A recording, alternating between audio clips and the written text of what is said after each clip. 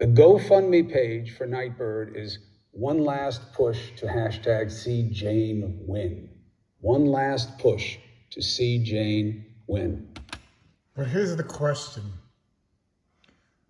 Does Jane win if she doesn't pass this most important 111-year best test?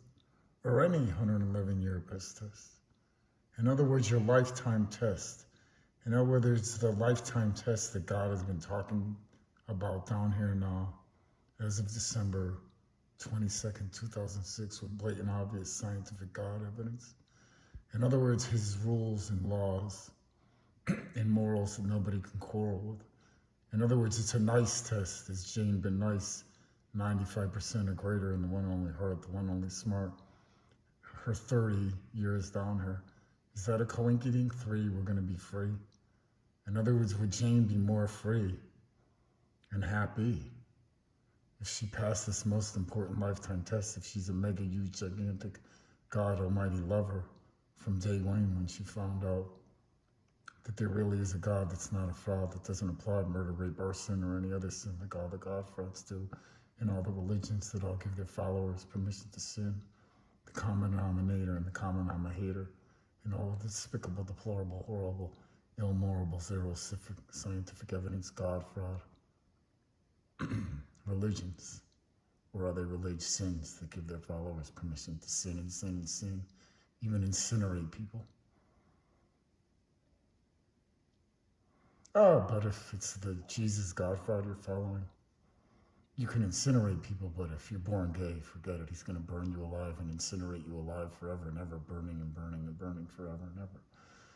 So, you all know the truth. And you all know the humanly impossible proofs and spoofs. And so, Jane, obviously, if she passes this most important lifetime test, SOS, will be far more happy in heaven 22, brain spanking new, looking way more gorgeous than she already does in this lifetime. Now I'm here. Imagine even looking way, way, way more gorgeous in heaven, more gorgeous than any girl you ever saw on this planet. That's what you look like if you're a girl when you get to heaven, if you pass your lifetime test. And you're 22, as you all know, for the 111 years you stay there. And obviously God uses that metaphor. Maybe you're going to stay there for 120 years, and he'll tell you when we hit the worldwide TV, the differences and all of that stuff. But I got to tell you, I think she's won already. Well, has she won already, Mr. Man? Has she won already if she hates God's guts down here with blatant scientific evidence, and she fails this most important lifetime test and goes to heaven and she's ugly and overweight, meaning fat, and will work for a living, depending on how despicable she's been. Like if Adolf Hitler, he cleans toilets 5 days a week. But the real God is so nice that even the most disgusting humans, not one burns alive, even for a millisecond, screaming their head off. As you all know now, they just have shitty jobs in heaven. All the people who are the cleaners and the cooks and do the working jobs are the people who failed their lifetime tests. And, well, they can't have sex. But they get a gorgeous condo, more beautiful than any building you've seen on planet shit.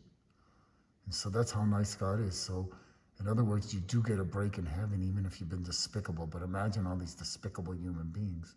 Their next lifetime, they're going to have the ugliest face, the ugliest waist, every other space and place. No money and no honey. And if you fail this lifetime test, the most important one, you're known as a grave for straying away in this modern day from the one and only. And you'll have a gray tone to your skin to remind you of the insane jealousy of the one and only skin that the one and only, blatant obvious scientific evidence, God Almighty, has ever jumped in with blatant scientific evidence all the way from heaven. I think the light calls him Heaven to tease the ugly and the smugly and the down wrong, fugglier than any fuggliest souls in the history and her story of this God-forsaken planet, like the people at what? What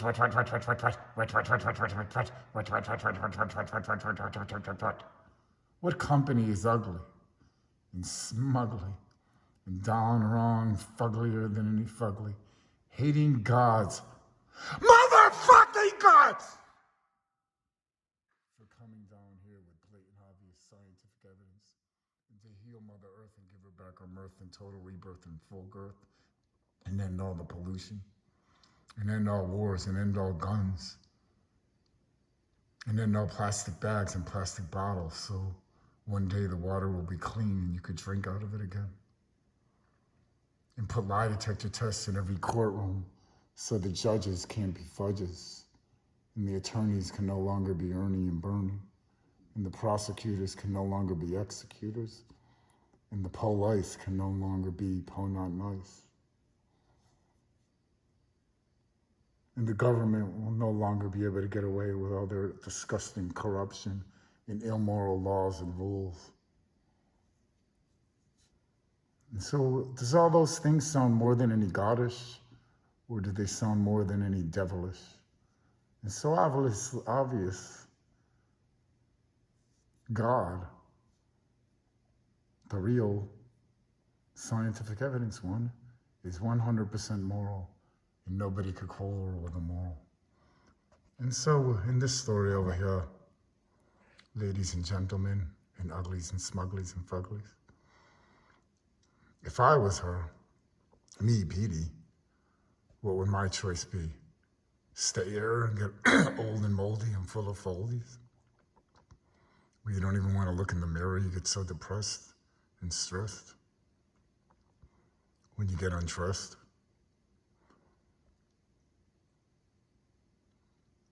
And you have all the problems humans have, as she talked about in her song?